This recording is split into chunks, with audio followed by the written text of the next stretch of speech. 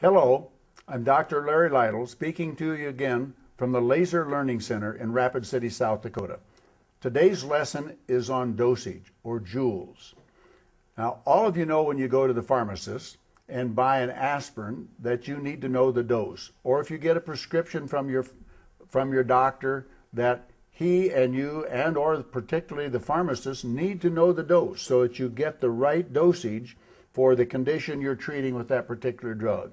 It would be a huge mistake if you went to this drugstore and did not know the difference between the dosage of a baby aspirin and adult aspirin, and you gave your child an adult aspirin and created an aspirin overdose.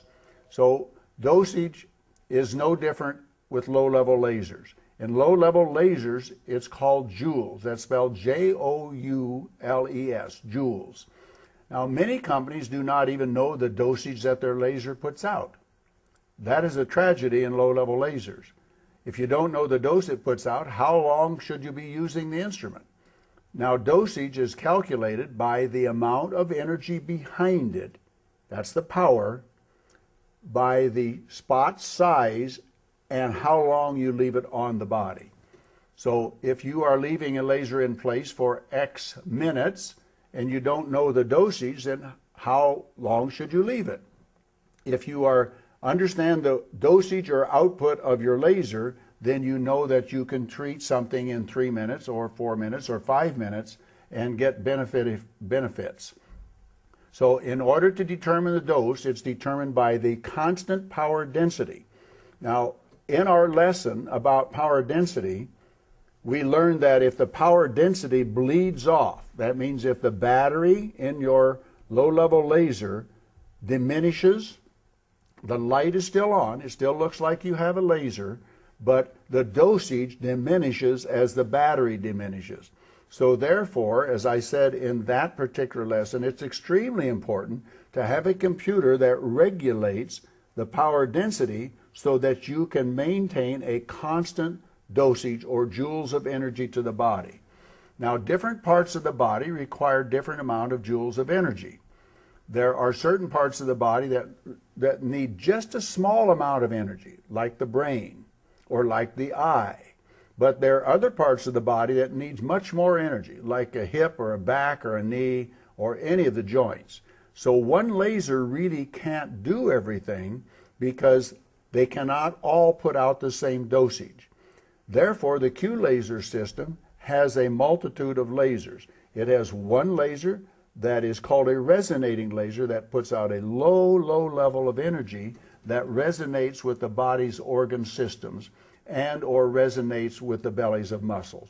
Now, I know most of you probably did this experiment back in junior high school or high school someplace where you actually took a stimulus and stimulated the muscle in a frog leg and you watched it twitch. Well, we don't want muscles to twitch in the body. We want the muscles to relax. So if you stimulate the belly of a muscle, you're going to get the muscle to tighten up and twitch. But on the other hand, if you use a lower amount of energy and deliver that energy with the soliton wave, then that muscle will relax, and that's what really you want. When you're dealing with joint pain, usually you feel the pain in the knee or the elbow, but the cause of that pain in the knee or the elbow is actually the tightness of the muscles that are attaching to the periosteum of the bone in the knee or the elbow. So you must first release those muscles with a lower dosage, a lower number of joules. That would be with the Q1000 laser, and then you can stimulate that knee or the elbow with a higher dosage, which would come out of plugging in one of the probes, either the 660 enhancer or the 808 enhancer, which would give more dosage to the knee or the elbow. So in summary on dosage, dosage is very important. Most all diseases and disorders in the body are treated by the correct dosage or the correct amount of energy. Organs, bellies of muscles, and glands require lower dosage. Bones, tendons, ligaments, cartilage, and nerves require higher dosage. Now, in order to get a higher dosage with a low output laser, you must use it for a longer period of time. So if you take a low output laser and use it for an hour or two, you might get the same amount of dosage or energy as you would if you used a 808 enhancer for 3 minutes. In summary on dosage then, you want to use a lower dosage for bellies of muscles, organs, and glands. That's called a resonating laser. And for bones, joints, ligaments, cartilage, and tendons, you want to use higher dosage. In my low-level laser user's manual, it is very clear the amount of dosage that you need to use on each and every type of a condition. Up to 200 different disorders are listed in that manual, and it tells you the number of dose or joules you need to use to accomplish healing benefits.